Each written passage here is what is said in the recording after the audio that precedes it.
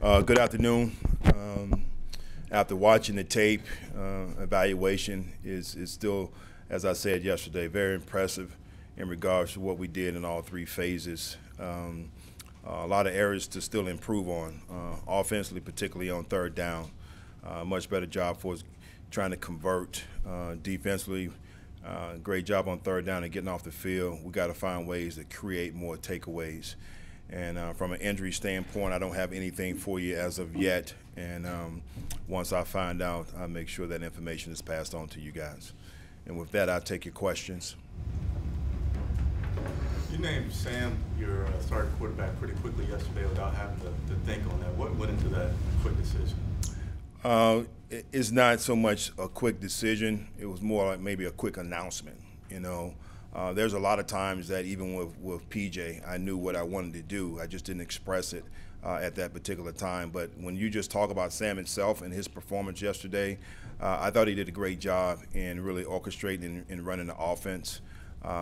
Good things for us getting outside the pocket, utilizing his feet, and still having his eyes down the field to try to convert. So I thought he did a good job in really communicating with the protections and making sure that we were in the right looks at times. So just overall orchestrating the offense. And will Baker continue to be your backup?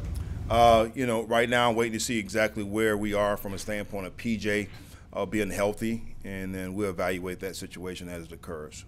Steve, one of the things that Sam said yesterday was that being out all those games made him better because he was more aware, better with situational football. Now that he's back in the lineup, how do you continue that process of him getting better and developing that now that he has the game responsibilities as well?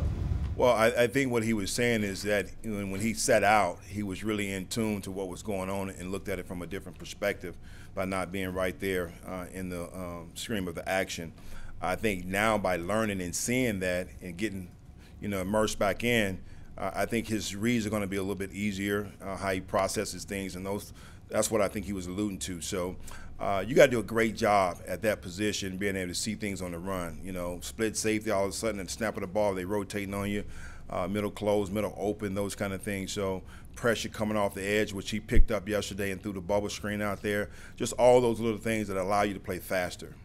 Speaking of another Sam Franklin's really made the most of his snaps on defense the last couple of weeks. What have you seen out of him? Taking advantage of his opportunities and not just being, labeled as a core special teams guy, which I think is important. All those guys want to be able to, play and have reps at their position, whether offense, defense, and he's definitely taking advantage of that. Coach, with Sam Darnold, are you looking at him as a starter for the next game, or is this more of a season decision? My mindset all year has been, win the day. So in order to win the day, it's all about that game. So things can change. He is a starter for Seattle, and then I can't even really express on anything beyond that. Will players be off all week after today? Yes, they will. What are you doing staff-wise? Staff-wise, we're getting prepared for Seattle, trying to get a jump on those guys. I'll let the coaches have some time off the latter part of the week. There were a couple of staff members who reportedly left to go follow Matt Rule to Nebraska. Do you plan on filling those vacancies, or how do you plan on? Well, right now it was one from the weight room, which I think we're fine in that particular area. Then assistant D-line coach Terrence left. Right now, I have no idea of course bringing anybody in. I'm still contemplating and thinking about it. I think from a staff standpoint we can manage it, but if I feel need to do that, I will. Internally, who do you think would handle that D-line with Paul gone and him gone and Terrence gone? Excuse me. If you did just stick internally. Don Johnson. He's been an NFL D-line coach for years. When I coached in the secondary, I pretty much ran the secondary. You have an assistant that a lot of times just really does a lot of, the computer work and those things, and work with the guys on the field when you separate for an individual period. But I don't feel like it's going to be a stressful situation on us at all. Steve, did you have a problem with Matt reaching out to those guys, and were there other guys he reached out to that the Panthers said no, they were going to finish out the season? No, I didn't have a problem with that. That's just the nature of the business that we're in. Opportunity comes and, things happen. So I didn't have a problem whatsoever. What's going to be your message to the players as they leave? You probably already given it to them, but their message as they leave for the week. Well, when you really look at every situation that we had, is you got to continue to just move on. It's the next game. So as I talked about with the trades that we had with certain players, all right, we can't cancel the season, so it's just the next game. How much do you want these guys to disconnect over this bye week? I just told those guys, get away, enjoy yourselves, enjoy your time with your family and friends, be smart, don't be that guy. Understand the situation that we have in front of us, which I still feel like we have an opportunity to do what we want to do within this division. So I want them to decompress, get away, enjoy themselves, but also come back focused and ready to work. How will you assess punt returning moving forward? You started with Blackshear and then Shy came in towards the end of the game. We'll go back to Shy. Shy missed a lot of days this week with being out for sick, and I didn't want to put him in that situation. I'm a guy that, I feel like if you don't have the opportunity to get those looks, particularly the reps, I don't know if you remember I mentioned about bringing in a left-footed punter, and he wasn't here that day. So just all those things goes into the factor, but he'll be back in the mix. You mentioned your position in the division. When you do get back to football, when the players come back next week, where do you rate your level of urgency as you go forward in the season? Doesn't change whatsoever. Our urgency is what it is. I mean, it's there every week, and I think you can sort of see that I can in the way we practice and the way we play, even though we lost the game with the Ravens, the effort and the attention to detail that we went out there and tried to play with was there. And just like this week, so it's not going to change. I'm not going to try to make a bigger situation out of it. We just got to continue to keep the focus on us and win the day. What about Foreman? Twice yesterday he came out, looked like he barely could get off the ground and limped out, then he's back out on the field. What about his personality and his makeup that you like that makes that? Very strong, resilient, he takes a lot of pounding, a lot of beating, but he can get back in there. That's part of his makeup and how he runs. I think one time maybe it was his foot, someone stepped on, and then they hit him in the ribs. But as you can see, he went back in and finished the game. So he demonstrates the DNA that we talk about all the time, the physicality and the effort. You mentioned JJ yesterday, and you said you love JJ. What's good about having a guy with his personality, his perspective in the locker room? Oh, it's great, particularly when he has been here for a while, so he's seen, the good times as well as some of the times that we've, struggled. So I appreciate his personality, his opinion, and I was very shocked yesterday in the locker room that he was lost for words. That's very tough with JJ, but he was speechless. Coach, Brian Burns called you Denzel, I think a few weeks ago. Mm-hmm. I'm curious about that nickname and how you feel about it, and if there's a story behind how you got it. I've had it for a while with some of my players, with going back to training days, but I don't really entertain it. I don't buy into it. I just be myself, and then remember the Titans, all that stuff. So it's all in fun. It's all in fun, but yes, I can be training days at times. So. Brian yesterday mentioned that it seemed like every move for him was working yesterday. What did you see when you look back at the tape of his performance yesterday? Just his speed and quickness off the edge. I think he does a great job in really trying to mix his different moves up. Sometimes he tries to beat you with speed, and then it's speed to power, and then it's a spin move. I think he's effective with all of those, and it was great to see him get into double digits. We talked about C.J. Henderson last week.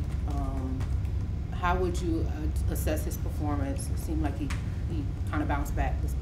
Oh, he did. I thought he took a step, and I thought all those guys, to be honest, responded to the challenge that was put on them. We'll talk about star players playing like stars. You look at Burns, you look at DJ, you look at Deontay. All those guys stepped up and played well. So, again, I'm not surprised because I understand the character that we have in that locker room. What did you see on the onside kick? It was really a situation of where I just mentioned that to Sam. You just got to really have a balanced tuck with the ball, all right, and really get into that, cradle and fetal position. That's all. I thought he did a good job of feeling it, but all of a sudden here comes the pressure and they knocked it out. So it's just quickly understanding that I'm getting ready to get hit, all right, and then now just protect and fold with the football. Do you like them attacking that ball? I think it was just prior to it even hitting 10 yards. Well, we mentioned that to the officials, and we felt like it was a little too soon, but they didn't make the call, and we have to live with it. Where do you think this team has to improve after the bye? I think I said it the other day. In order for us to get to where we're going, the two units that have to play well is going to be the offensive line and the secondary, which I think both played well yesterday. Real quick, Steve, is there a difference between how you'd handle a bye week,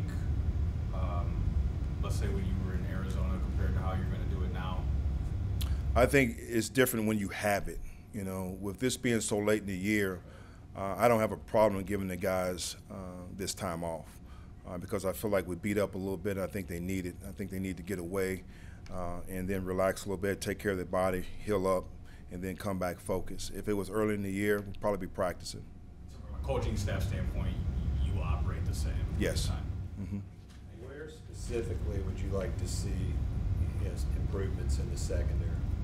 Well, I think, number one, just with our technique and fundamentals. We look at, the quick, easy throws when we're playing off. We've got to get up there and challenge the receivers. That's why we did a little bit of that yesterday. We need more opportunities and plays on the ball to create takeaways. Those would be the two things. Is this a group that has that – do you think they have that ability to beat ball hogs? Oh, there's no question they do. No question. The talent level that we have back there, we just got to go out and execute and perform. How do you think the O-line played yesterday? Well, when you just look at 185 yards rushing and no sacks, I thought they did well. And then last thing, what coaches have stepped up in that secondary room considering the changes that I'm sorry, one more time? What coaches have stepped up in that secondary room, the DB room, considering the changes you had made? Well, I think, Al has taken a bigger role in that room, and then Bobby Maffei, he's done a tremendous job. Very smart young coach, pays attention to the details, does a great job in teaching and giving the guys what they need. Steve, you talked about Xavier Woods and how well he communicates across the back of that secondary. How much did that change when he was out of the game late yesterday, and kind of who takes on that role if he's not on there? It's definitely by committee. We emphasize that across the board, just, over communicating. So he does a great job when he's in there. But I thought Chan, as well as, Sam, did a great job communicating yesterday as well. You brought up Burns earlier, but it seemed like the rest of the pass rushing rotation kind of bounced back as well in this game with Marquise, and Etor had a couple of bull rush pressures. What did you see from that group overall? Well, again, I'm constantly looking for perfection. So I'm not really, I can say probably as pleased during the game when I feel like he has too much time to throw the ball.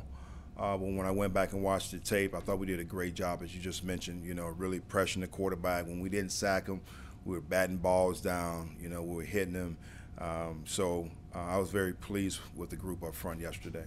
What has allowed you to remain convicted in the run game, especially coming off a game like y'all had at Baltimore? I think, as a coach, when you believe in your philosophy, you got to hold true to it. And my philosophy from a defensive-minded perspective is you got to have a good run game, right? You got to play great defense. You got to have a solid kicking game, right? That's the formula right there for winning football games, in my opinion.